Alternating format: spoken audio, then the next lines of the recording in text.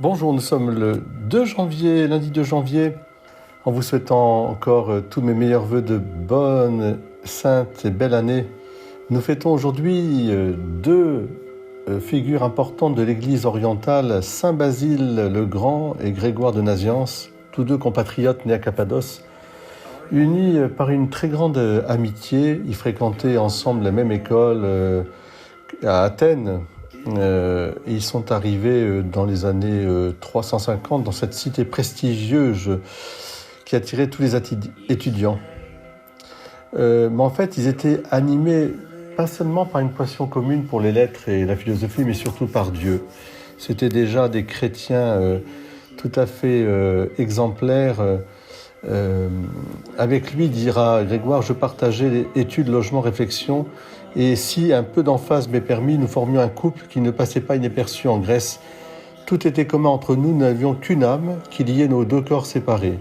Ce qui nous avait particulièrement réunis, c'était ceci, Dieu et le désir des biens supérieurs.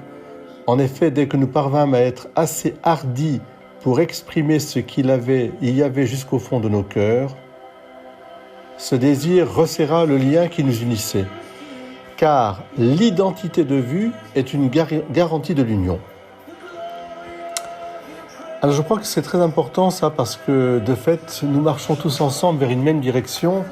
Cette direction, c'est le royaume des cieux, et nous y marchons conduits par le Christ Jésus.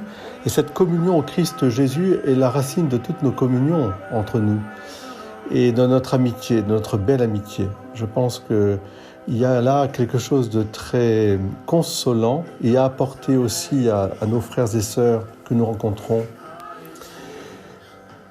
En fait, on peut avoir beaucoup de pédagogues, beaucoup de professeurs, mais le plus important pour nous, c'est que nous soyons, je dirais, à l'écoute de celui qui nous donne la vie éternelle, parce qu'il l'a non seulement annoncé, mais il l'a donné, il l'a exprimé par le don de sa vie pour que nous ayons la vie. Voilà, donc Saint Basile le Grand, Saint Grégoire de Nazianze, ce sont comme deux frères d'une amitié qui a été mise certes à l'épreuve, parce que l'un et l'autre d'ailleurs ont été évêques, mais en fait cette amitié perdurera jusqu'au bout, jusqu'à la fin.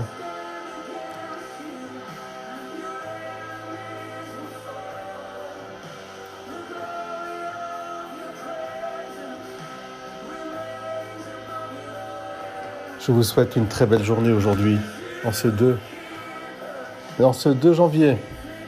Dieu vous bénisse. Cultivons l'amitié, c'est le grand art de notre vie, mais cultivons cette amitié en fondant celle-ci sur ce nouveau-né, ce petit enfant qui est là avec nous.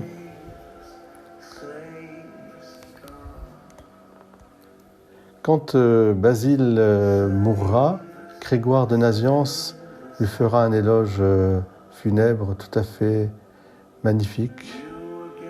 Quant à moi, Grégoire, à moitié mort et amputé d'une moitié, arraché à cette grande union et traînant une vie douloureuse dont la course est brisée, comme il est naturel après une telle séparation, je ne sais où j'aboutirai, privé de la direction d'un homme dont je reçois encore maintenant avertissement et correction dans des visions nocturnes, quand il m'arrive de m'écarter du devoir. Nous sommes en 382. Voilà, l'Église a voulu célébrer cette amitié incroyable entre deux évêques, cette amitié de jeunesse, fortifiée dans la foi au Christ, pour la réunir le 2 janvier. Belle journée à vous tous, et je salue tous mes amis dans le Christ Jésus. Amen.